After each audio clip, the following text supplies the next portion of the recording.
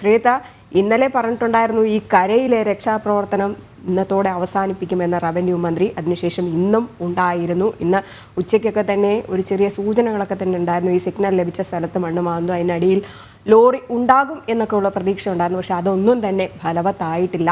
ഇപ്പോൾ പുഴ കേന്ദ്രീകരിച്ച് ഉള്ള തെരച്ചിൽ, ഈ പുഴയുടെ കരഭാഗത്തായിട്ടുള്ള തെരച്ചിലാണ് നടത്തുന്നതെന്ന് അറിയാൻ കഴിയുന്നത്. ഏറ്റവും ഒടുവിലായിട്ട് കിട്ടുന്ന വിവരങ്ങൾ എന്തൊക്കെയാണ്?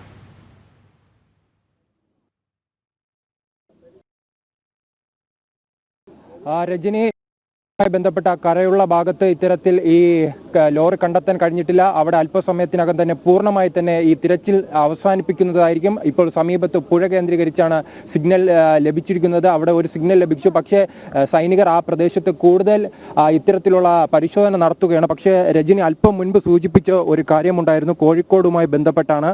ആ കോഴിക്കോടുമായി ബന്ധപ്പെട്ട് സൂചിപ്പിച്ചിരുന്നു. അത് മുക്കം സ്വദേശികളാണ് ഇവിടെ വന്നിരുന്നത്. അവരാണ് നിലവിൽ തിരിച്ച് മടങ്ങാനുള്ള ശ്രമത്തിലേക്ക്. അല്ല, തിരിച്ചു മടങ്ങല്ല. ഞാൻ മുമ്പേ പറഞ്ഞിട്ടുണ്ടായിരുന്നു, നമ്മൾ ഇതിന് എന്തെങ്കിലും ഒരു തീരുമാനം ആയതിന്റെ ശേഷം മാത്രമേ നമ്മൾ ഇവിടുന്ന് പോകാൻ തീരുമാനിച്ചിട്ടുള്ളൂ. നിങ്ങൾ ഇത്രയും ദിവസം അവിടെ അതിൽ ദൗത്യ സംഘത്തിന്റെ ഭാഗമായിരുന്നു, എന്തായിരുന്നു?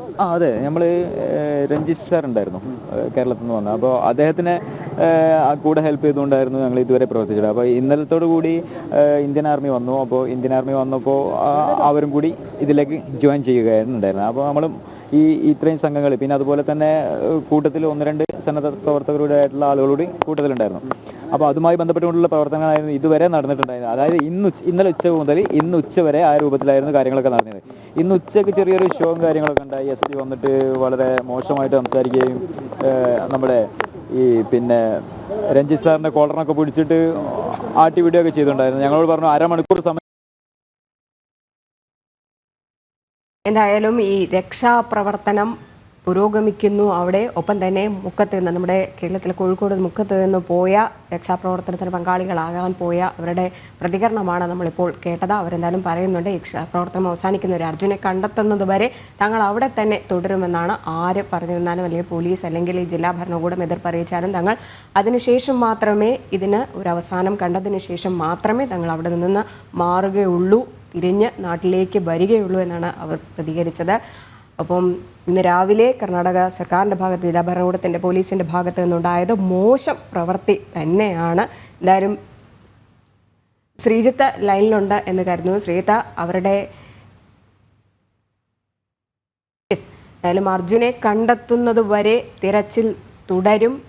നാട്ടിൽ നിന്ന് പോയവർ ഒന്നടങ്കം പറയുന്നതും അത് തന്നെയാണ്, അല്ലാതെ അതിൽ നിന്ന് പിന്മാറില്ല എന്നവർ വ്യക്തമാക്കുന്നു. ഇപ്പോൾ ഈ 7ാം ദിവസമാണ് ഈ തിരച്ചിൽ നടക്കുന്നത്. ഈ അർജുനെ കാണാനില്ല എന്ന് ആദ്യ ദിവസം അങ്കോളയിലെ പോലീസ് സ്റ്റേഷനിൽ വിളിച്ചറിയിച്ചിട്ട് പോലും അവർ ഒരു FIR ഇടാനോ ഈ കേസ് അന്വേഷിക്കാനോ പോലും തയ്യാറായിട്ടില്ല. പിന്നീട് 3 ദിവസം കഴിഞ്ഞ ശേഷമാണ് ഈ തിരച്ചിൽ നടപടികളിലേക്ക് പോലും കടക്കുന്നത്. ശ്രീത്ത് ലൈനിലുണ്ടെന്ന് കരുതുന്നുണ്ട്. ശ്രീത്ത്, എന്തായാലും ഇപ്പോൾ ഇവരുടെ പ്രതികരണം കേട്ടു. അർജുനെ കാണാതെ ഇതിൽ എന്തെങ്കിലും പെർമിഷനായി ഇപ്പോൾ നിലവിൽ തീർന്നുള്ളൂ. അപ്പോൾ നിങ്ങൾ തൽക്കാലം ഒന്ന് മാറി നോക്കി. പിന്നെ പ്രത്യേകിച്ച് എന്ന് പറഞ്ഞാൽ ഒരുപാട് സന്നദ്ധ പ്രവർത്തകരായിട്ടുണ്ട് ഇപ്പോൾ ഓൾറെഡി. ഇവിടെ നമുക്ക് മാൻ പവറിൻ്റെ മെയിൻ ആവശ്യം വരുന്നില്ല, മെഷീനറി ആവശ്യമാണ് കൂടുതലായിട്ട് വരുന്നത്. അപ്പോൾ അതുകൊണ്ട് ഈ മാൻ പവർ ഇപ്പോൾ കൂടിയിട്ടുണ്ട്. ആ രൂപത്തിലുള്ള അതൊക്കെ രക്ഷാപ്രവർത്തനത്തിന് ഒരു പ്രശ്നമായി മാറിക്കൊണ്ടിരിക്കുന്ന ഒരു സാഹചര്യം. അപ്പോൾ നമ്മളാലൊരു വിഷയം വരരുത് എന്നുള്ള രീതിയിൽ നമ്മളിപ്പോൾ ഏതായാലും നേരം സമയവുമായിട്ടുണ്ട്. അപ്പോൾ അതുകൊണ്ട് തൽക്കാലം ഒന്ന് റെസ്റ്റ് എടുക്കാമെന്നൊക്കെ, 3-4 ദിവസമായിട്ട് ഇത് കളിക്കുന്നല്ലേ, അപ്പോൾ ഒന്ന് റെസ്റ്റ് എടുക്കുക എന്ന് കരുതിയിട്ട് താമസ സ്ഥലത്തേക്ക് ഒന്ന് പോകാമെന്ന് കരുതി.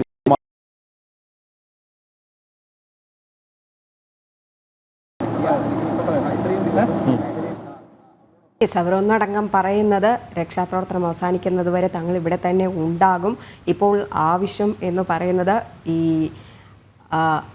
ഉപഗ്രഹങ്ങൾ കൊണ്ടുവന്നുള്ള പരിശോധനയാണ്, അത്യാധുനിക ഉപകരണങ്ങൾ കൊണ്ടുവന്നുള്ള പരിശോധനയാണ് അവിടെ ആവശ്യമായിട്ടുള്ളത്. മാൻ പവർ അവിടെ വളരെയധികം കുറവാണ്. കാരണം അത്രയധികം മണ്ണിനടിയിലായിരിക്കാം ഈ വാഹനം ഉണ്ടാവുക. അതുകൊണ്ട് തന്നെ അത്യാധുനിക ഉപകരണങ്ങൾ കൊണ്ടുവന്നുള്ള പരിശോധനകൾ നടത്തിയാൽ മാത്രമേ ഇതിന് അവസാനം കാണുകയുള്ളൂ എന്നാണ് അവർ പറഞ്ഞത്. എന്തായാലും ഇപ്പോഴും അവരവിടെ തന്നെ ഉണ്ട്. അപ്പോൾ ഈ കരയിൽ ലോറി ഇല്ല എന്ന് ഈ 7ാം ദിനവും സൈന്യം സ്ഥിരീകരിച്ചിട്ടുണ്ട്. പുഴക്കരയിൽ പുതിയ സിഗ്നൽ കണ്ടെത്തിയതായിട്ടും റിപ്പോർട്ടുണ്ട്. അവിടെ മണ്ണ് മാറ്റിയുള്ള പരിശോധനകളും നടത്തുന്നുണ്ട്. അതേസമയം തന്നെ അല്പസമയത്തിന് മുൻപ് കാർവാർ MLA പറഞ്ഞിട്ടുണ്ടായിരുന്നു ഈ സമയം കരയിലെ തിരച്ചിൽ ഇന്ന് അവസാനിക്കുമെന്ന്. ഇതൊക്കെ തന്നെ ഒന്ന് ഒതുക്കി തീർക്കുവാനുള്ള ഒരു ശ്രമം തന്നെയാണ് കർണാടക സർക്കാരിൻ്റെ ഭാഗത്ത് നിന്നുണ്ടാകുന്നത്. ഷെയിം ടു കർണാടക എന്ന് തന്നെയാണ് വീണ്ടും പറയാനുള്ളത്. ശിരൂരിൽ നിന്ന് ശ്രീജിത്തും ഒപ്പം കോഴിക്കോട്ടെ അർജുൻ്റെ വീട്ടിൽ നിന്നും ഗൂഗിൾ P വേണുഗോപാലുമാണ് വിവരങ്ങൾ പങ്കുവച്ചത്.